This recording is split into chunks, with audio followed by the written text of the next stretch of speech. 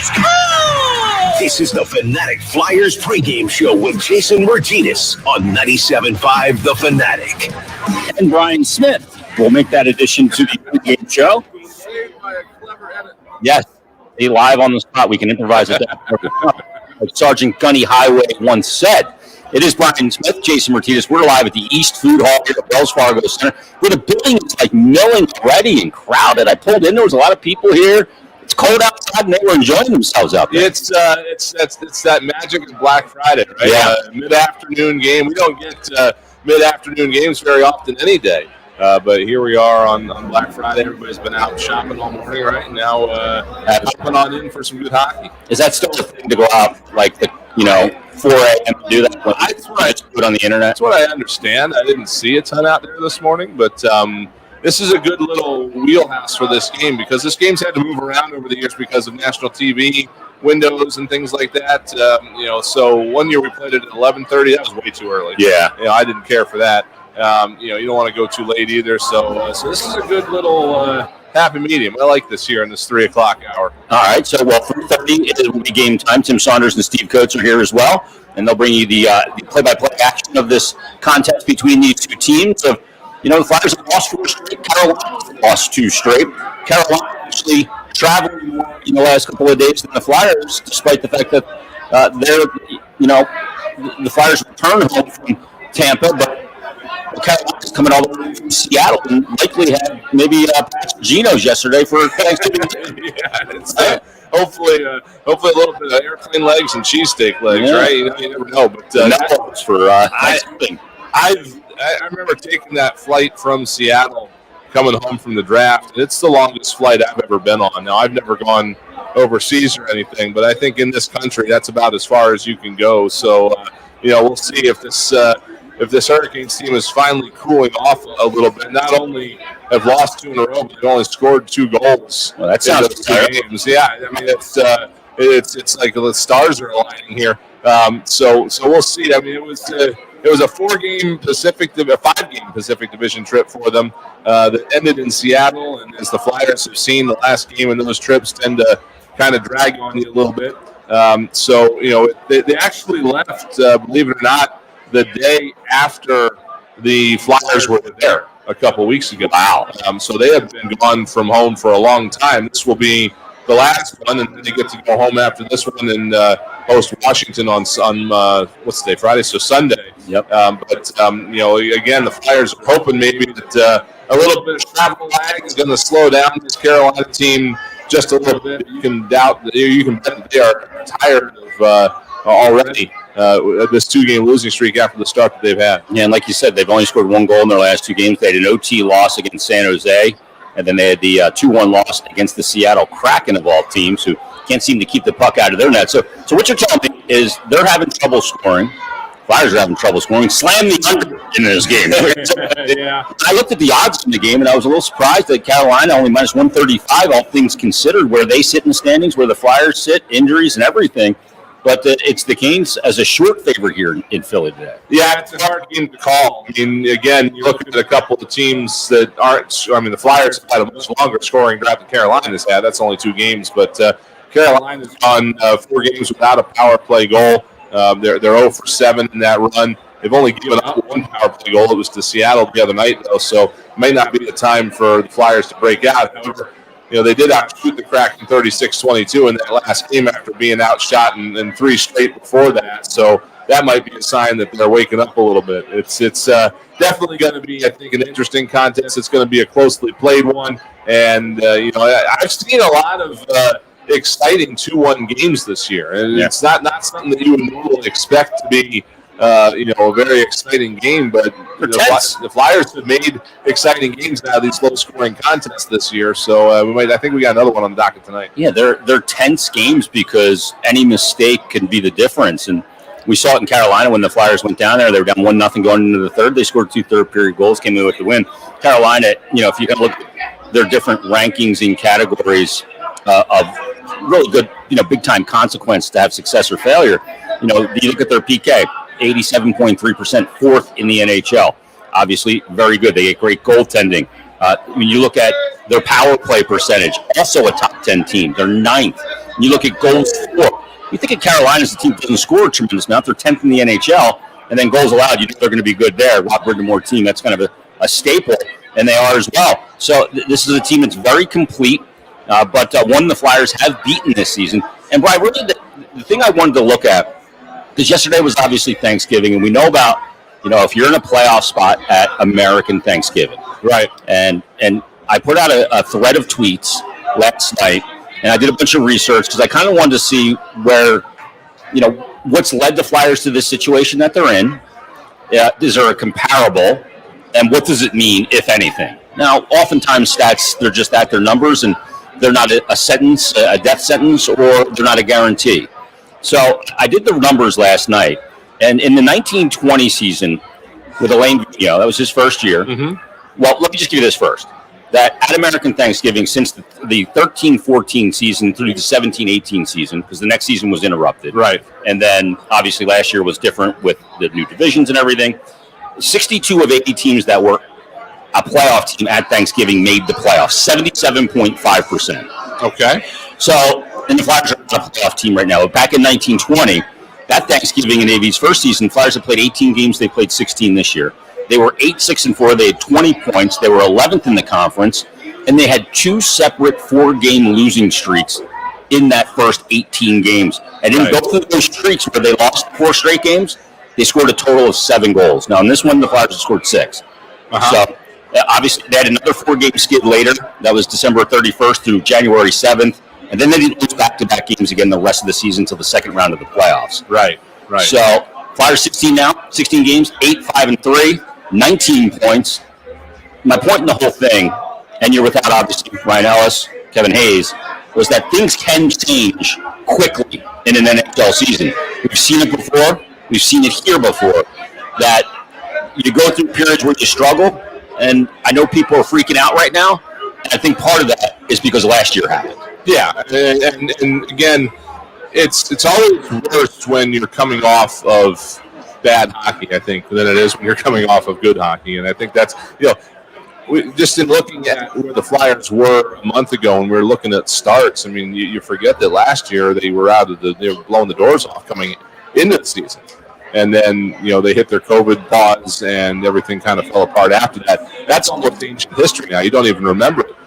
When it comes to looking at this year through that lens, that's part of why you start to freak out a little bit, I think. And I think even going into the season, we were wondering what we were going to see. And it was going on all of the offseason is what Carter Hart are we going to see? Are we going to see last year or the year before? So I think what we've seen so far from this team is again, not necessarily what their potential is. They have been saved by their goaltending in figuratively and literal senses. So they're still looking for, I think, that spark up front. I mean, we saw it briefly in the 4-game homestand to start the season. It has waned since then, but I don't think this is a team that is of the quality that scores less than 2 goals a game. And, I think something is coming with this group. It's just a matter of getting it there. And I don't know if it's, we knew in 1920, that it was going to take a while probably for the team to learn the new systems and things like that. We may have overestimated a little bit what it was going to take to learn those systems this season, because it has been very different for the last really a full season's worth of games. The end of the 1920 season and then last year. We thought that, okay, these guys that are coming into the organization, they know Vigneault, they know how to play on their system. Well, it might not be that simple. So we might be seeing still a little bit of that growth to happen. And, like you said, you have the Thanksgiving benchmark here. And I think even though, even with the next 5 weeks, as long as the Flyers are not buried in the standings when we come out of the holiday break here in about 5 weeks, I think they're going to be poised to be a very good team if they don't do it before that in the first half of 2022. Well, the interesting thing is that part of that project that I did, I looked at strength of schedule. Right. And including today's game, there's no 10-game stretch for any NHL team this entire season that has a 10-game stretch of the magnitude of what the Flyers are facing, and now game 10 of that 10-game stretch. Okay, that's good news. So, and not only that, to this point, all said and done, when you look at strength of schedule played so far of the teams in the NHL, the Flyers have the number one hardest schedule of opponents thus far this season. Now, that's got to loosen up at some point. The remainder of their strength of schedule ranks 27th in the NHL. So I like that. Yeah, we were looking at this 2 weeks ago, and we're thinking, wow, what schedule they got coming up. This is... We didn't have anything to quantify it, but we're looking at it like, ooh. But you know. And now you've got something to quantify it. That's pretty remarkable that it's that drastic. Well, and then you couple that, and I've called this the confluence of what we've seen here, basically. We've seen a team that is struggling to drive offense 5-on-5 and on the power play, and byproduct of that is struggle to score. We've seen a team that is suffering from injury, whether it's Derek Brassard, whether it's Ryan Ellis, whether it's Kevin Hayes. We also see a team that is facing the third part of this confluence, that is facing a murderous schedule right now. And the NHL, when you're playing good opponents, to overcome a scoring slump and a murderous schedule and do it and not driving offense is a recipe for a 4-game skid. And that's what we have. Yeah, and I think, too, to that effect, what you're seeing in this last 10 games is that the other teams that are doing so well are doing well because of their defensive play. Yeah. And that is what is kind of shutting the Flyers down right now. They are, in turn, though, getting exceptional goaltending. Yeah. And that is what is mitigating the things. So do you happen to know how many points are in those last 10 games? I think it's probably at least close to 10, right? Well, yeah, 500 points. Yeah, I think they've gotten 3 wins. I'll tell you right now, as a matter of fact. I'll look at. So you got 2 in the last 4 games, and then 4 in the 4 games before that. Yeah, they're 3-4-3 in their last 10, so that's 6, that's 7, 8, 9. Yeah, so close to 10.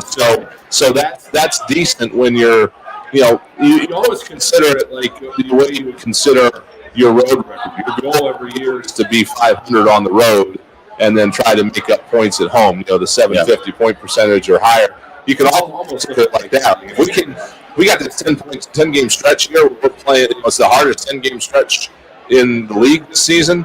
Let's try to get 500 point percentage there, and then go from there on the rest of the schedule. And we'll be in good shape. You'll be in good shape. So you almost can look at it the same way. Yeah, but I understand, again, fans freaking out because it hasn't looked good. They don't do. You're certainly not going to expect anybody else to do the research that we have to do, right? I mean, that was a big deep dive for me last night. Too much math. Let's take a break. Park the math for the rest of the show. I hope there would be no math. Yes. Flyers live at East Food Hall. We'll be back right after this on BetRivers.com, Flyers Broadcast Network. Pregame show on the Flyers Broadcast Network.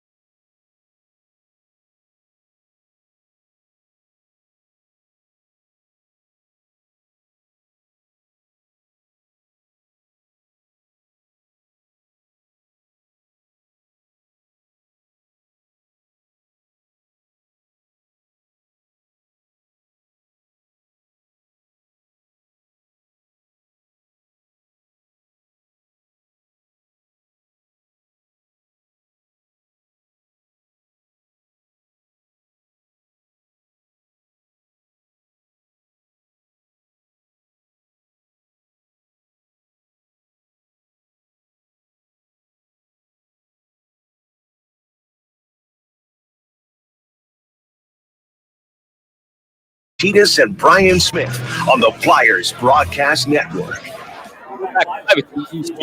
Wells Fargo Center, Flyers and Canes coming up at the bottom of the hour. Tim Saunders and Steve Coates will bring you all the action. The standings here, Bri, right now, we mentioned the Canes sitting in that top spot. They played 18 games, 14-3-1, 29 points, tied with the Caps in points, but they played 2 less games than the Washington Capitals. Flyers right now sitting in that 7th spot in the division, 18 games played, a record of 8-6-4. Flyers goal difference is now minus as well at -6. 3 teams in the division with minus goal differential. The Canes at +22. It's weird to see a Canes team that's got some offense too. They make the trade. Well, they think the signing actually this summer. How's he saying it now? Kokniemi, not Kokniemi. Changes game by game, I think. Okay, so they troll Montreal and get him, and they also obviously have Aho. They also make the move to sign a local Philly product who, on defense, is having a heck of a year. And Tony DeAngelo, he's made a big difference, kind of filled that void of Dougie Hamilton. Yeah, that was one of those controversial signings, right? You didn't know for sure if he was going to get another chance.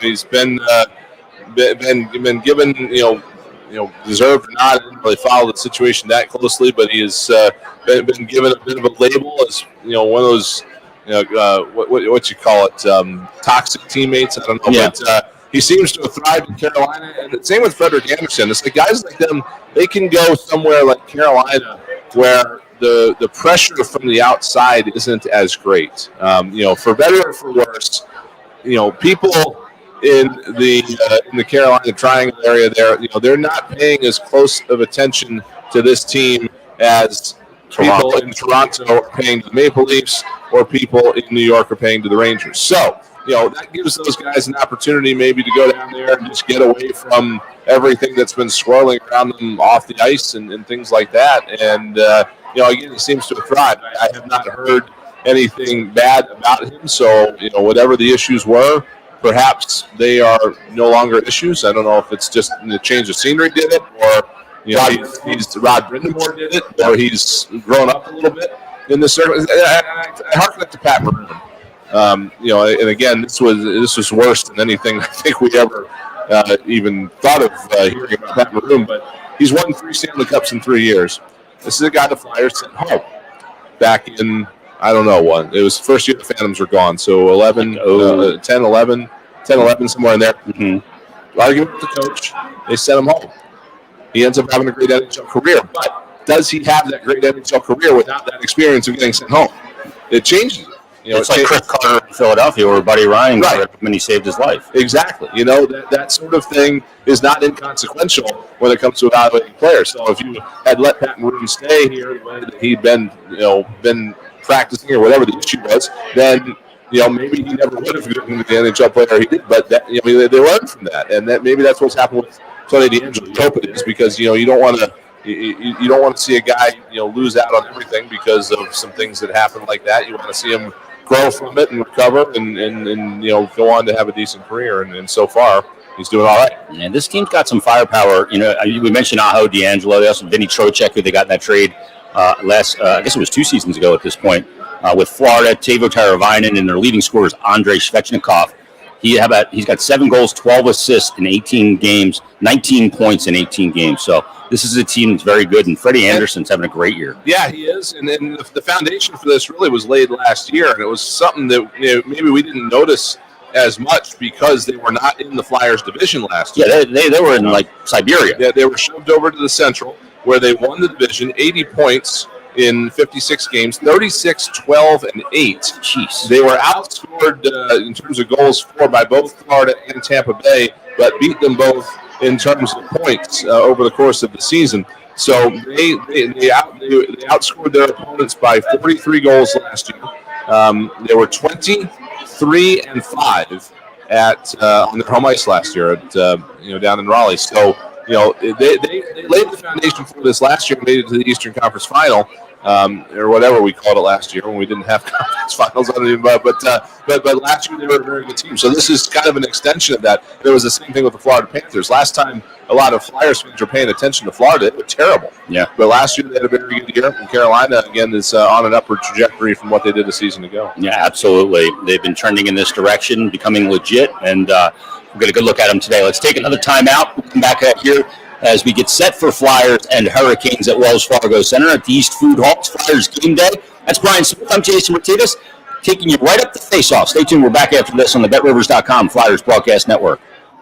You're listening to the Flyers pregame show on the Flyers Broadcast Network.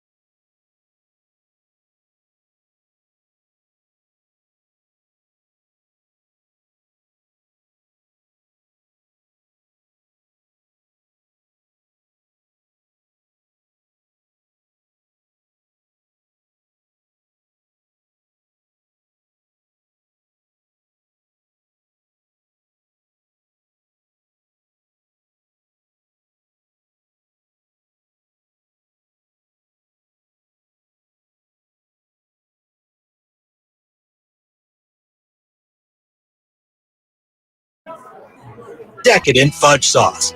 Get your favorite Jack and Jill Sunday cup today. Available at Wawa, Royal Farms, and Heritage Dairy Stores. Select locations only. You know what time of year it is. Hers sure does. Hockey is back in Philly. And you know what that means? The energy, the thrill to win. It's here again. It's time to root for our team, our city. It's time to break out the Hers. For every heart-thumping power play, ear-ringing body check, and for every slap shot that makes you yell, how do you sneak that in? Hers will be right there with you, ready to cheer. Game time, overtime, it's time to break out the Hers. Hers, the official chip of the Flyers. This is the Flyers pregame show with Jason Myrtetus and Brian Smith on the Flyers Broadcast Network. All right, we're back live at the East Food Hall. It's Flyers and Hurricanes Day. Black Friday. This has always been one of my favorite games. There's just like a buzz in the building. Yep. It's cold out. It's hockey weather, right? We haven't really, last couple of years when the return to play happened, it was, August? July, August, and into December for the Flyers. Yeah. And then last year was, slightly slanted schedule as well. The bye games of hockey are, when it's getting cold, that's when, you need to watch hockey. And it's getting cold, and we'll be watching it. Last year, I had no clue what time of year it was from April on. It was just bizarre, just because we're so used to it. It's so nice to be back kind of in a regular rhythm here. I mean, honestly, this game here today, this is always, to me, felt like the quintessential start of the season. Obviously, the Flyers have been playing for 6 weeks, but this is this almost seems like the benchmark to start the real season, if you will, because you go from here right into the holidays. You start getting the holiday themed opens here at the Flyers games and everything else going along with it. And then they do play a good bit of December games on the road. They've always done that, but then coming back after the first of the year, off and running, and the Santa sacks get purchased in December and redeemed in January and onward. Yeah, and that's when things really start to pick up, and the sports at the school level have shifted now from fall to winter, and everybody's kind of in that mindset. So it's always a great day here, and we noticed it when it's not there. Flyers have only gone 3 years since 1997, in the last 26 years or something like that, without playing on Black Friday, and it was the 3 years the league was not in operation. Other than that, they're always in action. All but 2 of those have been here in Philadelphia. There's a game going on in Boston right now. They're probably the only team that have more of a Black Friday tradition than the Flyers do. Every single year, Boston is playing. And I remember one year when we got the national game on TV here, and Boston couldn't play at 1 o'clock. They stunk up a storm. They didn't care for that at all. So it's always a good day here to start the holiday season with some hockey, and Flyers have a pretty good record when doing it. So hopefully they add to that today. Well, they're going to need more than their top line to drive some offense. In that last game against Tampa, the line of Couturier, Giroux, and Konechny accounted for 19 of the Flyers' 33 shots. 6 more came from defensemen. Other lines are going to have to generate offense today. And, we can get pointed about it. James Van Riemsdyk needs to end up on the score sheet. He needs to get it going. He's got 2 goals on the season. They need Joe Fargo got the goal in that last game. But Cam Atkinson is a guy that they need to get scoring again. And these are guys that need to lead the way for this team offensively. And to look to do it today, Oscar maybe get on the board. And he's struggling a bit as well. So it's going to be an important game today. Flyers have lost 4 straight games. The Canes have lost 2 straight. What gives? Do you got a player we should look for that hasn't have all the stats that you think may jump on the sheet tonight? I mean, I think it's time that Cam Atkinson gets going again. Obviously, he had a great start to the season. He's been pretty quiet since then, but I think he's probably about ready to burst here a little bit. I think he's one of those guys that once he starts scoring, they're going to come in bunches, and he's my pick. I think he's going to start getting it going again today. All right, so you got Cam Atkinson. I'll look at a guy like Travis Sanheim getting a goal today. All right. Stay tuned. Tim Saunders, Steve Coates, we've got the countdown to face off for the Flyers and the Hurricanes Black Friday matinee hockey in Philadelphia. Everybody, thanks for listening to Flyers Game Day. We're back in intermission. You've been listening to Flyers Game Day on the BetRivers.com Flyers Broadcast Network. You're listening to 97.5 The Fanatic Philadelphia, a Beasley Media Group station. Now, it's time for Philadelphia